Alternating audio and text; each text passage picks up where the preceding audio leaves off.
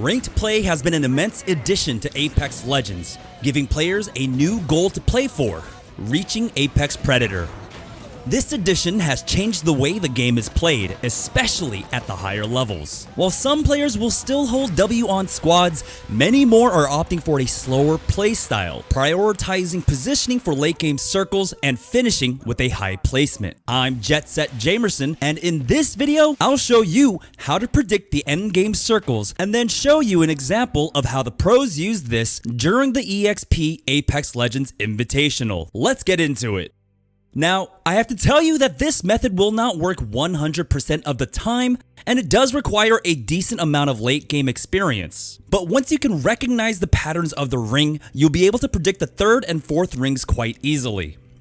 Here, we're taking a look at a map of Kings Canyon with the orange circles representing the first 4 rings. What we're first looking for is the direction of the first ring. At your earliest convenience, take a look at your map to see the direction the ring is favoring. The further towards the edge of the map the first ring pulls, the easier it becomes to predict our future circles. If much of the first ring falls over the ocean in any direction, you can be quite sure that the subsequent rings will continue to favor that direction and any particular points of interest in the area. Once your first ring is revealed, imagine a series of rings getting smaller and smaller in the general direction that the ring is favoring. Shown here is a fairly frequent first ring that ends in airbase. Notice how much of the west side of the ring is over the ocean. This is a strong indicator that the ring will continue to favor pulling further west. 2 high probability 4th and 5th rings at airbase are the north or south docks. Sometimes, the ring can pull heavily in one direction, but it may ambiguously fall over 2 high probability end circles. In this example, we have a similar ring to our first. It's pulling towards the west, but it's also pulling a bit to the north. This means the ring can end either in airbase or runoff. This is when Pathfinder's passive Insider Knowledge becomes extremely handy. Tap into a survey beacon to figure out where the second circle will end. This is best done before the first ring begins closing in. Using our knowledge of where the second ring will end, we'll be better able to predict the third ring and rotate and position accordingly, with hopefully plenty of time. When you think you know where the third circle will end, try to identify the best position within it. Which position offers us good cover, good high ground, and options for rotations. Keeping all of that in mind, choose a location and a game plan for getting there. Note that it's important to move and make decisions quickly to allot as much time as possible to rotate to your desired position, as you might get slowed down by having to fight or avoid enemy teams during your rotation. Knowing where the game will end won't guarantee a great late game, but it can definitely give you an advantage. Again, this method works great when the first ring pulls strongly towards the edges of the map, but it can still be applied with a lower success rate to rings that tend to stay more centralized. Do the same prediction method we used before, but this time imagine that the next circles are also a bit more centralized, following the tendency of our first ring. Now I'll show you how I use this method using one of my games as an example. In this game, I queued solo into a ranked match and my teammates decided they wanted to drop late and into slums. After clearing out one team that contested us and looting up, I'm able to check the position of the first circle and I see that the ring is moderately pulling to the southeast. Quickly approximating the third ring, I predict the final circles will end around River's End.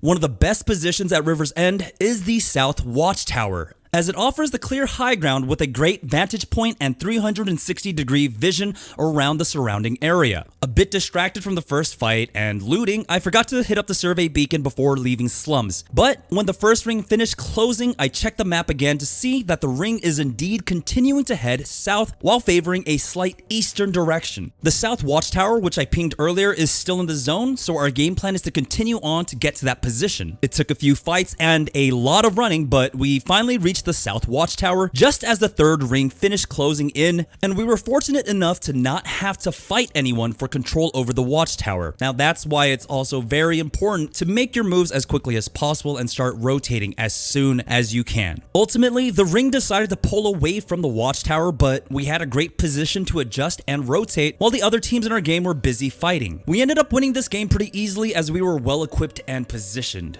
For players and teams that have played hundreds of games to the late game, predicting the ring and knowing where to position for it is second nature. We'll be using the final game of the EXP Apex Legends Invitational, taking a close look at how TSM and Fnatic put this method into practice. Since the beginning of the tournament, the 20 teams competing had virtually carved up Kings Canyon with few overlapping landing spots between them. Fnatic landed at Containment all 12 games, while TSM landed at the Cage, a more centralized landing zone.